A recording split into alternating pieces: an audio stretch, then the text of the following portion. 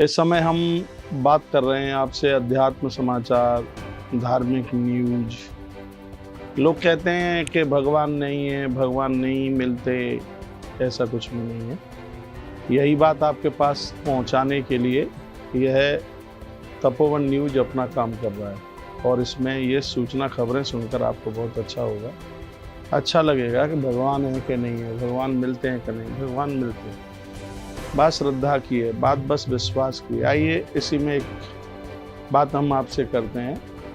लेकिन इस समय वर्तमान समय में ये स्टोरी है, लेकिन उस समय तो ये साक्षात प्रत्यक्ष रूप से ये बात थी। इस वृंदावन में यमुना के किनारे एक जगह है इमली तला, वहाँ पर एक महात्मा रहते जिनका नाम था सनातन गोस्वामी। भगवान के परम भक्त थे, वह बहुत अद्भुत भक्त हैं भगवान के, और वह यमुना के किनारे अपना भजन करते, पूजा पाठ करते और प्रत्यक्ष रूप से भगवान श्री कृष्ण के वो दर्शन करते। भिक्षा मांग करके लाते, यमुना जी के जल में रोटियों को डुबोते और बस उसी को वो पा लेते। उन्हें किसी दुनियादारी से कोई बिल्कुल मतलब नहीं था। परमात्मा ने, भगवान श्री कृष्ण ने इनको प्रत्यक्ष रूप से दर्शन दिया। एक दिन की बात थी, सनातन गोस्वामी जी स्नान करने के लिए यमुना जी गए और उस दिन वो इतना मल करके नहाते रहे कि उनको नहाने में थोड़ा सा टाइम लग गया।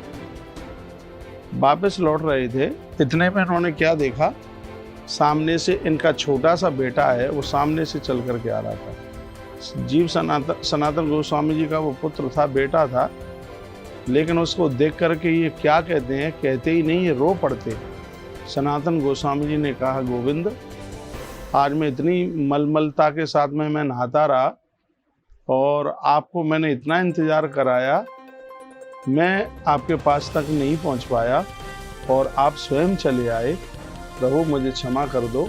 देखने में उनका बेटा था और वह अपने बेटे के सामने कहते हैं, हे प्रभु मुझे क्षमा करो, मैंने आपको बहुत इंतज़ार कराया है, मैंने आपको बहुत प्रतीक्षा कराई है।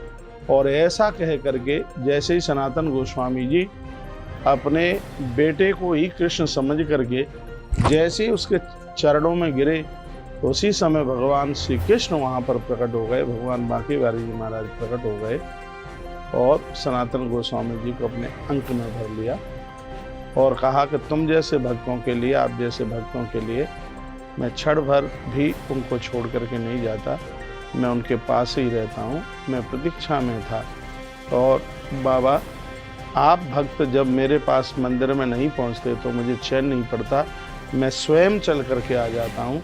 और ये कह करके भगवान प्रकट अंतर्धान हो गए।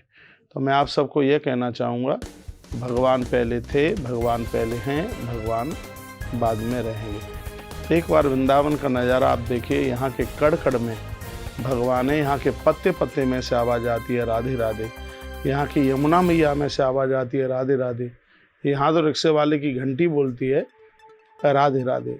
तो मैं आज वृंदावन के समाचार में आपको यह निवेदन करना चाहूँगा, जब भी आप यहाँ यमुना के किनारे पहुँचते हैं तो आपको यह आभास होगा कि भगवान श्री कृष्ण हमें बुला रहे हैं। यमुना की लहरों में से गोविंद की आवाज़ निकल करके आती है।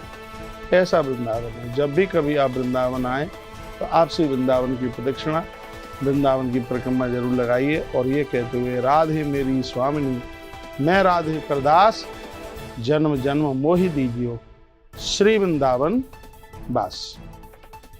तो यहाँ के समाचार में फिर मैं एक बार आपके सामने यह बात रख रहा हूँ। धीमे धीमे लोगों का यहाँ चलना शुरू हो गया है, आज भी परिक्रमा लगी है, भीड़ भाड़ बिल्कुल हो नहीं रही है। यहाँ पर 7 ठाकुर के मंदिर हैं, उनमें लोग दर्शन के लिए जाते हैं, पूरी व्यवस्था बना करके, पूरा कानून का पालन करते हुए, और लोग भगवान के चरणों में अपनी श्रद्धा के साथ में तो जुड़े ही है। लेकिन फिर भी प्राय लोग उतना अपने घर से, आश्रमों से बाहर नहीं निकल रहे हैं। कल अक्षय तृतीया थी, इसलिए कुछ लोग निकले हुए थे।